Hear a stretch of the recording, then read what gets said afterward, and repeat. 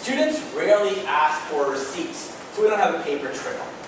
However, when they do, a volunteer manually numbers receipt and places it in the receipt stub in the safe. So the problem with manual numbering of the receipts, if you think about that, is I'm going to, let's say Jane comes in and gives me her $200 to register. I'm going to say, here Jane, here's a receipt for $200. Your receipt number is 006. I put the $200 in my pocket. Then John comes in and says, here's $200 for my class. I take the money from John, I write 006 on the receipt, and I put that in the safe. Right? It's manually numbered, so you can just write whatever the number you want onto it. And the problem because of that is you don't have a sequential list of receipts, because if you're giving every single person coming in a receipt, and you're saying, okay, well we have receipts 6, 7, 9, 11, 15, like there's clearly a jump in the sequentials of numbers. You're going to be wondering, why are we missing all these receipts from the safe? And then the answer is because, if there's a receipt and no cash, it's very easy to determine that someone's suffering money. So that's the reason why that's there. It's kind of an interesting control thing going on. The volunteers use Excel spreadsheet to calculate the total payments received from the student during the day, and the amount is recorded as enrollment revenue in the ATGS accounting application end of each day. This is an accounting issue, guys, right? This comes down to the fundamental big problem in revenue recognition, and I would say 9 times out of 10, whenever you see revenue being recorded when cash is collected, that's generally wrong. Because we work off the accrual-based system, we record revenue when it's earned, not when cash is collected. So in some situations, we'll perform the service and get paid later down the road in your typical manufacturing environment. In some situations, we'll take the money up front. Like let's say for your student visa program, York takes your money up front and then provides you service over the year. So people are paying us up front a month in advance before the courses start to enroll these courses. I can't record that money right away, especially since people are currently registering for the January to March or January to April term. They're recording all that revenue in the current fiscal year when it really belongs in the next fiscal year, right? And this is whenever you see revenue being recorded when cash is collected, that's generally a signal that the accounting is being done wrong. So, towards the end of the meeting, Lulu showed you the Excel spreadsheet. She got the username required to log in, but she looked at a piece of paper, or sometimes she posts a note on the side, and the password is the volunteer 1, 2, 3, 4, 5, 6, 7, 8. Always a good thing, right? That's probably something we can quite easily tell them, give people their own login and password. Because we have people's credit card information. Just imagine you're signing up for a charity, so you take some art classes, you take out your visa, put it on the table, they enter into an Excel spreadsheet, and then there's a sticky note on the side of the monitor, and anyone can go in and copy your credit card number and your expiry date. It's probably not a good thing, right? And if we're an organization that does that, and some people steal from our customers, we can actually be sued for that, because that's purely a negligent act on our behalf. That's probably something we don't want to be doing. Lulu proceeded to open a file seen on the desktop.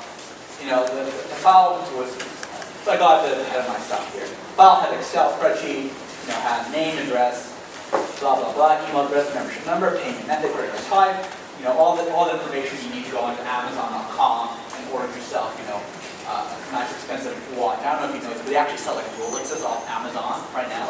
I found this out the other day when I was browsing. You can actually go and put an order for a $12,000 watch on Amazon, which is the most disturbing thing in the world. I just can't imagine, when you go to Amazon, you're normally like, oh, I'm just going to go and order a book, as opposed to a Rolex watch. But I guess that's the new industry that they feel in that. If I was going to buy a Rolex, I'd probably want to go to the store. But that's a bit of a side note that's really not relevant. On the first day of classes, instructors announced whether any additional model and material fees are required for the art class. They only accept cash for this, so we have another cash situation. This is controlled correctly. The responsibility lies with instructors to really remit these fees to the ATGS office. So we have another problem. We have no clue how much money we're getting in. And that's, first of all, an accounting issue, because we could be understating our revenues, and we can also have maybe some of these instructors, I don't know who they are, maybe they're still some money as well. and they put them in an envelope, and and then again that book into accounting as revenue, right? This is actually a really fine accounting issue. This is specifically has to do with the presentation of revenues, and without going into too much detail on the accounting, the concept is if I'm collecting money from people and then buying supplies with that money and then giving them the supplies, right? I'm just going to an art store. This falls into a specific area in which the question is, are we acting as the primary obliger of the debt, or whether we're just sort of an agent and we're just going and buying the materials from themselves? And the accounting behind it is that if we are like sort of what they call the primary obliger, the person who's actually selling the goods, we get to record what we take in as cash as revenues and the cost of the materials as expenses. But when we're just sort of a flow-through aspect, we actually can only record it on a net basis, right? So you take your revenues less your expenses, and if we have any margin on that, we would record that as revenue. So this is a minor accounting issue. I don't know if that will be covered at this point in your education, but that's where the background behind that is. EIC 123, if anyone's really interested. Well, we still have the EIC for the next year or so. Well, I guess it might be an ask piece, but all that fun stuff.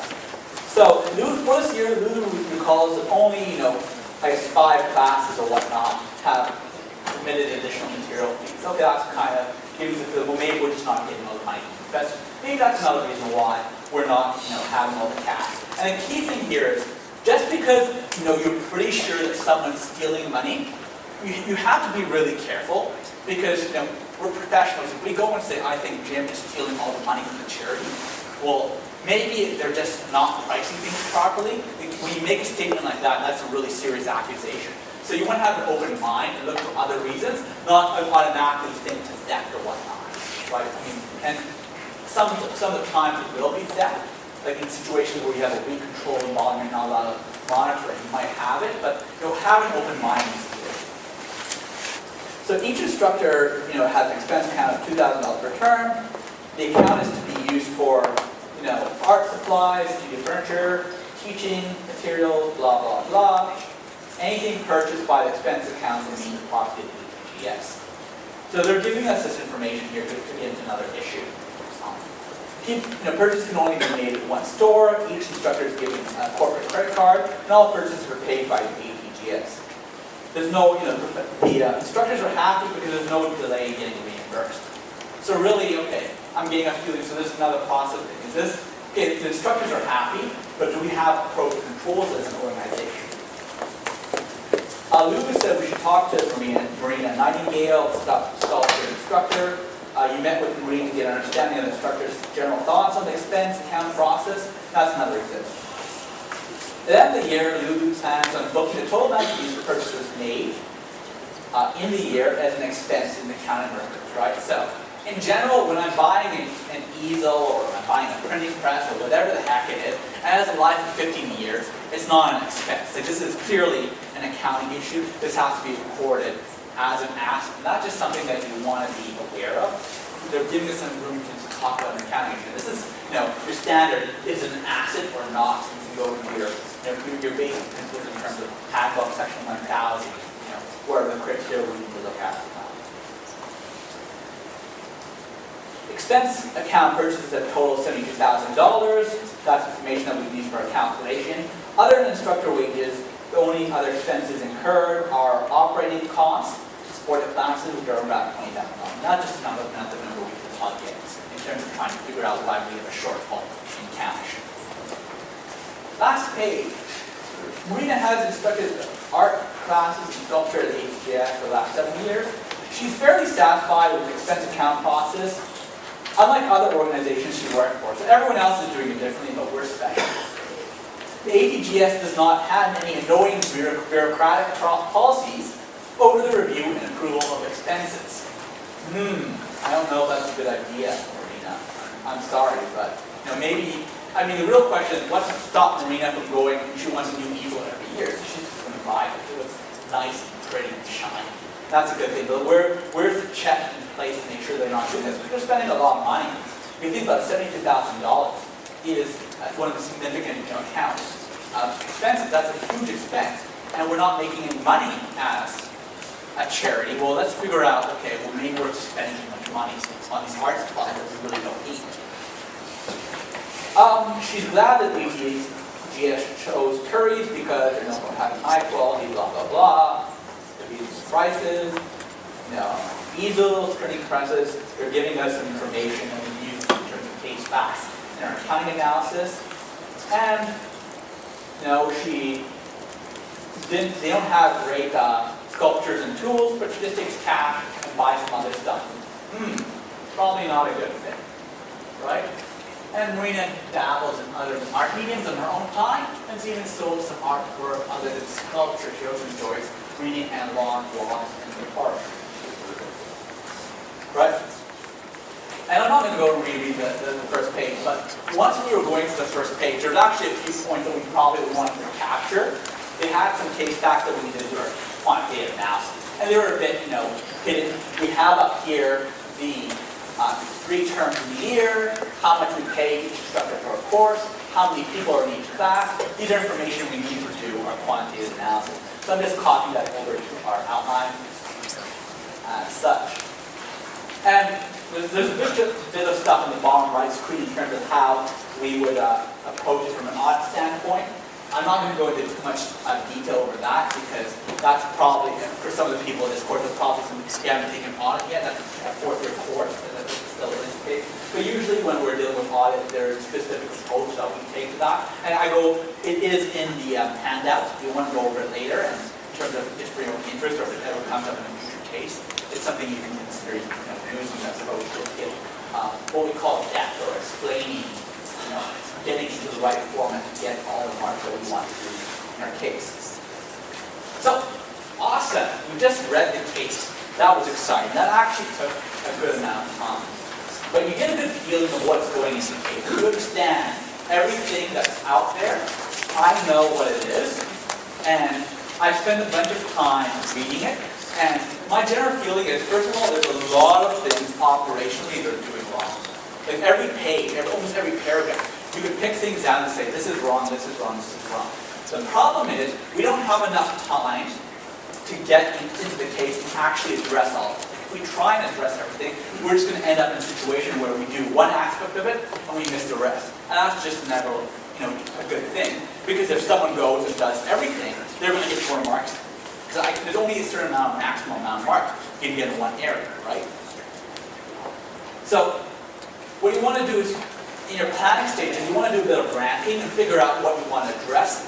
And we'll talk about some of the ways you can consider ranking. But usually you look for the large dollar value, you can use things in the year, things that are critical to the business. And this is where having an understanding of what the user's objectives come in, because you want to rank based on the user's objectives, right? What's going to be the biggest impact to the users, right? Because some things might be not as important to fix as others.